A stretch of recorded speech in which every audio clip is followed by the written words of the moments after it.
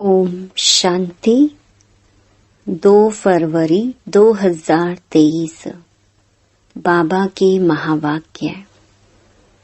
मीठे बच्चे, एक ईश्वर की मत ही श्रेष्ठ मत है।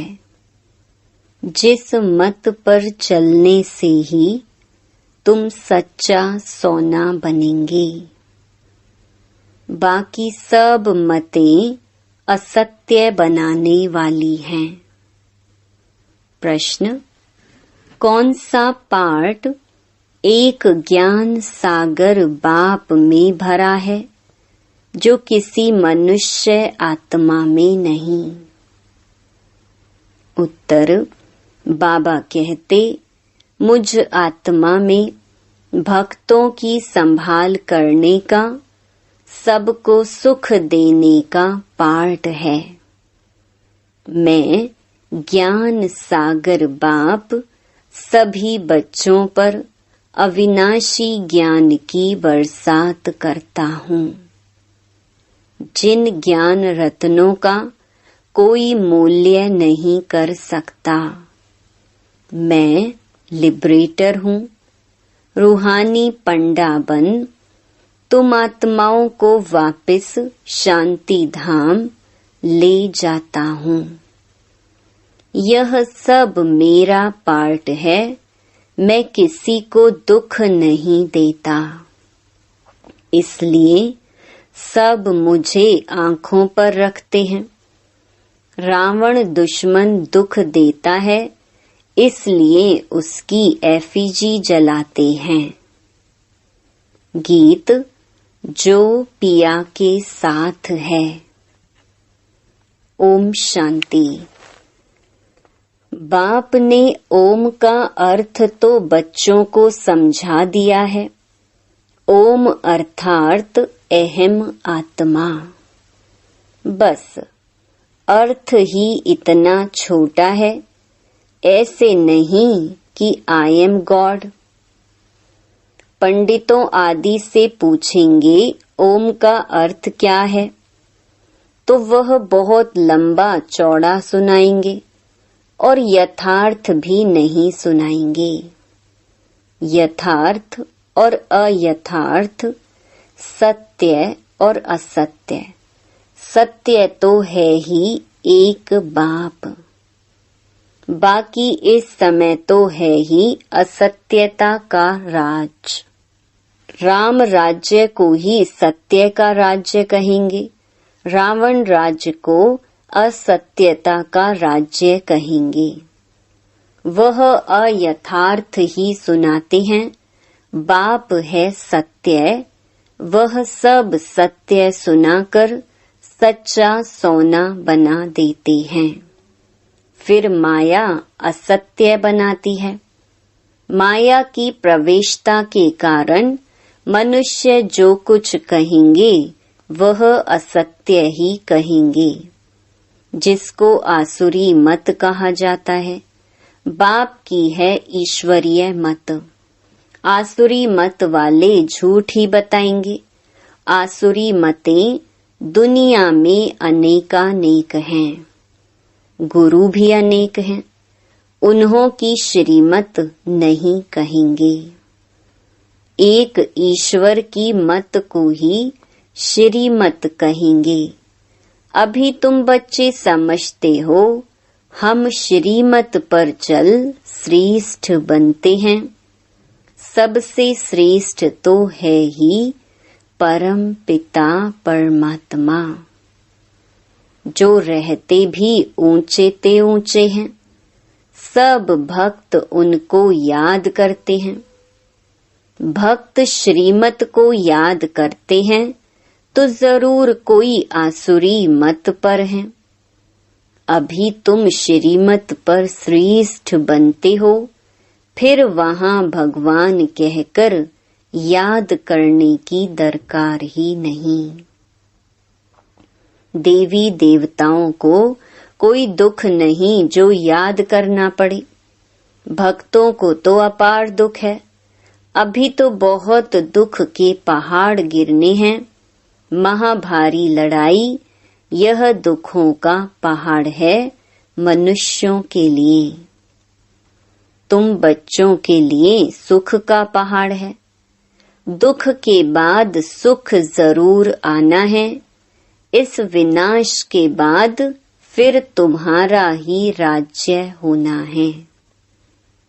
अनेक धर्मों का विनाश होता है और जो धर्म अब प्रलोप हैं, उनकी स्थापना होती है। गोया इस महाभारी लड़ाई द्वारा स्वर्ग के गेट्स खुलते हैं। इस गेट से कौन जाएंगे? जो राजयोग सीख रहे हैं। सिखलाने वाला बाप है। जो पिया के साथ है, उनके लिए यह ज्ञान बरसात है। पिया बाप को कहा जाता है। वह वर्षा तो पानी के सागर से निकलती है। यह अविनाशी ज्ञान रत्नों की बरसात है। जो पिया ज्ञान सागर के साथ है, उनके लिए अविनाशी ज्ञान रत्नों की बरसात है। इन अविनाशी ज्ञान रत्नों की तुम्हारी बुद्धि रूपी झोली में धारणा होती है। एजुकेशन बुद्धि में धारण की जाती है ना। आत्मा है मन बुद्धि सहित, तो जैसे कि आत्मा ग्रहण अर्थात धारण करती है। जैसे आत्मा को यह शरीर है, वैसे आत्मा को मन बुद्धि है। बुद्धि से ग्रहण करते हैं। ग्रहण तब होता है, धारणा तब होती है जबकि योग है। यह बाप बैठ बहुत सहज बातें समझाते हैं। मनुष्यों ने तो बहुत डिफिकल्ट बातें सुना दी हैं। शास्त्रों में भी बहुत मतें हैं। गीता का बहुत प्रचार है। अध्याय का अर्थ बहुत करते हैं। कितनी अनेकानेक गीताएं बना दी हैं और कोई शास्त्र नहीं। जिसके लिए कहीं फलाने का वेद, फलाने का शास्त्र। गीता के लिए कहते हैं गांधी गीता, टैगोर गीता, ज्ञानेश्वर गीता, अष्टावक्र गीता आदि। बहुत नाम गीता के रख दिए हैं और वेद शास्त्र के कभी इतने नाम नहीं सुनेंगे। परंतु मनुष्य समझते कुछ भी नहीं है। यह ज्ञान ही प्रलोप हो जाता है। अब डेइटी सॉवरेंटी कहाँ से मिलेगी? जरूर जो सतयुग की स्थापना करने वाला होगा वही देगा। अब बाप आया हुआ है तुम बच्चों को स्वर्ग की राजाई देने। सो भी 21 जन्मों के लिए गाया जाता है। कुमारी वह जो 21 कुल का उद्धार करे। अब वह कुमारी कौन सी? तुम सब कुमार कुमारी हो। तुम कोई को भी 21 जन्मों के लिए राज्य भाग्य प्राप्त करा सकते हो। श्रीमत से अथवा बाप की मत से। पाठशाला में जो पढ़ते हैं वह जानते हैं कि हम स्टूडेंट्स हैं और सत्संगों में अपने को स्टूडेंट नहीं समझेंगे। स्टूडेंट को एम ऑब्जेक्ट बुद्धि में रहती है। तुम हो ईश्वरीय स्टूडेंट्स। भगवानुवाच मैं तुमको राजयोग सिखाता हूँ, मनुष्य से देवता बनाता हूँ। देवताओं की राजधानी थी। यथा राजा रानी, देवी देवता तथा प्रजा। नर से नारायण बनते हैं। यह एम ऑब्जेक्ट है फर्स्ट। ऐसे नहीं राजा राम व रानी सीता बनाएंगे। यह है ही राजयोग। राजाओं का राजा बनाएंगे। कल्प कल्प मैं फिर से आता हूँ गंवाया हुआ राज्य देने। तुम्हारा राज्य कोई मनुष्यों ने नहीं छीना है, छीना है माया ने। अब जीत भी माया पर पानी है। वह लड़ाई होती है राजाओं की, एक दो के ऊपर जीत पाने लिए लड़ते हैं। अब तो प्रजा का प्रजा पर राज्य हो गया है। हद के राजाओं की अनेकानेक लड़ाइयां लगी हैं। उनसे हद की राजाई मिलती है और इस योग बल से तुम विश्व की राजधानी स्थापन करते हो। इसको अहिंसक लड़ाई कहा जाता है। लड़ाई अथवा मरने मारने की बात नहीं है। यह है योग बल। कितना सहज है। बाबा के साथ योग लगाने से हम विकर्मा जीत बनते हैं। फिर कोई माया का वार नहीं होगा। हातम ताई का खेल दिखाते हैं। वह मुलहरा मुख में डालते थे तो माया गुम हो जाती थी। मुलहरा निकालते थे तो माया आ जाती थी। अल्लाह अव्वलदीन का भी नाटक है। ठका करने से बहिश्त निकल आता था। वह है बहिश्त अथवा स्वर्ग। तो बाप बैठ बहिश्त की स्थापना करते हैं ब्रह्मा द्वारा। परम पिता परमात्मा कोई नरक की स्थापना थोड़े ही करेंगे। ऐसा होता तो उनकी एफिजी बनाते। एफिजी तो रावण की निकाली जाती है, क्योंकि रावण ही सबका दुश्मन है। बाप जो स्वर्ग की स्थापना करते हैं उनको तो आंखों पर रखा जाता है।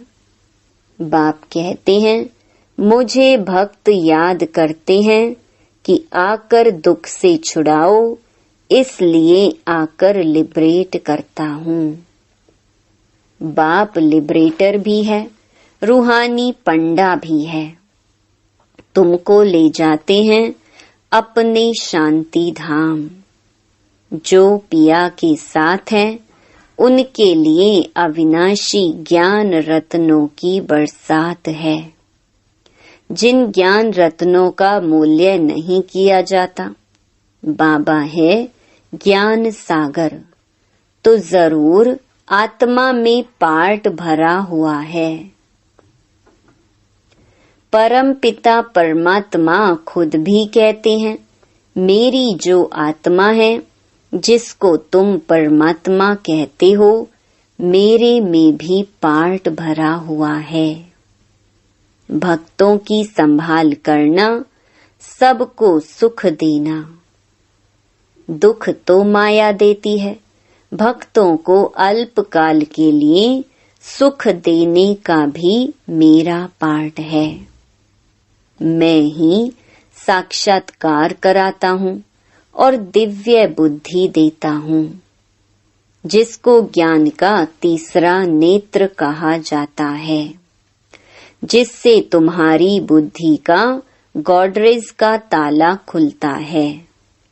मेरा भी पार्ट है, तो जो बाप के साथ हैं उनके लिए ज्ञान बरसात है। अब इतने सब बच्चे कैसे साथ रह सकते? तुम बाप को याद करते रहेंगे तो गोया बाप के साथ ही हो।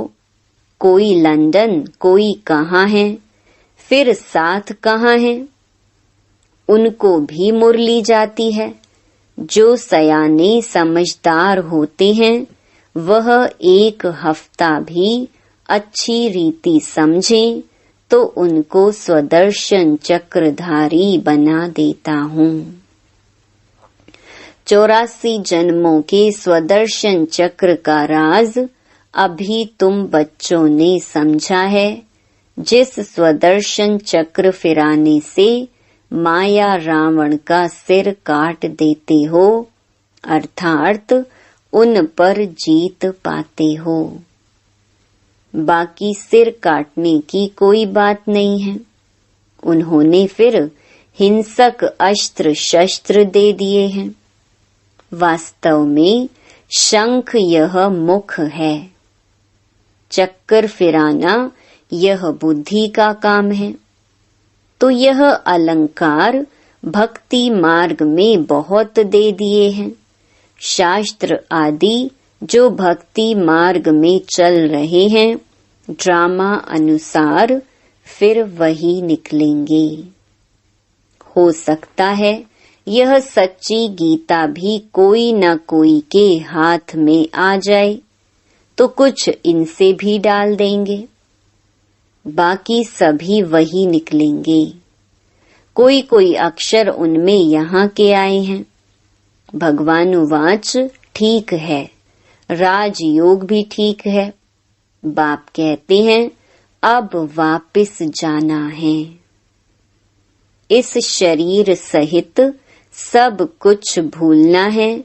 इसके बदले तुमको प्योर शरीर मिलेगा। आत्मा भी प्योर हो जाएगी। धन भी तुम्हारे पास अथाह होगा। तुमको बहुत लोभ है, परंतु इनको शुद्ध कहा जाता है। इससे भारत सारा शुद्ध बनता है। भारतवासी चाहते हैं राम राज्य, वन गवर्नमेंट, वन नेशन हो, एक मत, अद्वैत मत हो। अद्वैत का अर्थ ही है देवता। यह है आसुरी मत। श्रीमत बिगर सब आसुरी मतें हैं, जिस कारण एक दो में लड़ते झगड़ते रहते हैं। ईश्वर के बच्चे न होने कारण निधन के बन पड़े हैं।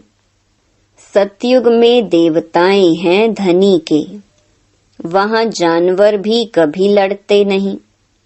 यहाँ तो सब लड़ते झगड़ते हैं। सतयुग में है सबको बेहद का सुख। अब तुम बच्चे जानते हो, हम बाप से ईश्वरीय जन्म सिद्ध अधिकार ले रहे हैं। ईश्वर सम्मुख है ना। कहते हैं मैं कल्प कल्प आता हूँ स्वर्ग स्थापन करने। तुम बच्चों के लिए वंडरफुल सौगात ले आता हूँ। बाप कहते हैं मेरे लाडले सिक्की लधे बच्चों, 5000 वर्ष बाद आकर तुम मिलते हो। ऐसे और कोई कह न सके। भल अपने को ब्रह्मा विष्णु शंकर कहलावे, परंतु ऐसी बातें किसको कहने आएंगी ही नहीं। इसमें कोई कॉपी कर न सके। बाप कहते हैं मेरे लाडले सिक्की लधे बच्चों, 5000 वर्ष के बाद फिर से आकर तुम मिले हो। सिर्फ तुम ही। बहुत बच्चे मिलते रहेंगे। राजधानी स्थापन करने में बहुत मेहनत लगती है। राजा रानी एक, फिर उनके बच्चे वृद्धि को पाएंगे। भारत में प्रिंस प्रिंसेस कितने होंगे? समझो 1,02,000 हैं। प्रजा होगी 40-50 करोड़। तो मंजिल बहुत बड़ी है। यह बाप की कॉलेज है, तो कितना अच्छी रीति पुरुषार्थ करना चाहिए। बाप तो कहेंगे राजाओं का राजा बनो, न कि प्रजा। बनेंगे वही जो कल्प पहले बने होंगे। हम साक्षी होकर देखेंगे कौन किस प्रकार का वर्षा लेते हैं। कोई तो एकदम पकड़ लेते हैं। मोस्ट बिलवेड बाप है।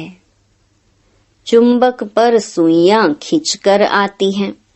कोई में कट जंक जास्ती होती है, कोई में कम।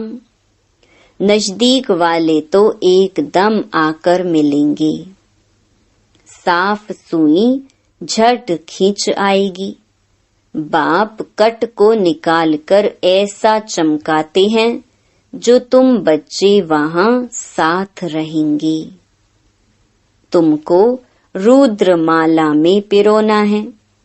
गायन भी है, परंतु जानते नहीं हैं कि यह माला किसकी बनी हुई है। बाप कहते हैं, मेरी माला जो होगी वही स्वर्ग की मालिक होगी। भक्त माला को भी तुम समझ गए हो। वह रावण की माला है। पहले रावण की माला में कौन आते हैं? पूज्य से पुजारी कौन बनते हैं? आपे ही पूज्य देवता फिर पुजारी बनते हैं। यह कितनी गुह्य बातें समझने की हैं। तुम हो फिलैंथ्रोपिस्ट। देह सहित सब कुछ बाबा को बलि चढ़ते हो। सन्यासी फिलैंथ्रोपिस्ट नहीं बनते। वह तो घर बार छोड़ जंगल में चले जाते हैं। तुम सब कुछ ईश्वर अर्पण करते हो। Everything for God father. तो बाप फिर कहते हैं, मेरा सब कुछ तुम बच्चों के लिए है। मनुष्य जब मरते हैं तो सब सामग्री करनी घोर को दे देते हैं। बाप कहते हैं, मैं भी करनी घोर हूँ। तुम्हारे पास पुराना कखपन है, सब दान करते हो। बाप पर बलिहार जाते हो, काम तो फिर भी तुम्हारे ही आता है। बाबा तो मकान आदि भी अपने लिए नहीं बनाते हैं। शिव बाबा है दाता। सारी स्वर्ग की राजाई तुमको दे देते हैं, इसलिए इनको सौदागर भी कहते हैं। कितनी मीठी मीठी बातें हैं। इम्तिहान पूरा होने वाला है। बाबा, आखिर इम्तिहान कभी पूरा होगा? बाबा कहते हैं, जब तुम मरने पर आएंगे, ज्ञान पूरा होगा, तब यह विनाश आरंभ होगा। फिर गोल्डन स्पून इन माउथ। जन्म लेंगे और स्पून मिलेगा। यहाँ तो 30-40 वर्ष पढ़ते हैं तो यहाँ ही उसका फल मिल जाता है। तुम्हारा तो है भविष्य के लिए। भविष्य जन्म तुमको मिलेगा तो तुम प्रिंस बनेंगे। तो इम्तिहान तब पूरा होगा जब विनाश शुरू होगा। एक तरफ पढ़ाई पूरी होगी और विनाश शुरू हो जाएगा, बाकी रिहर्सल तो होती रहेगी।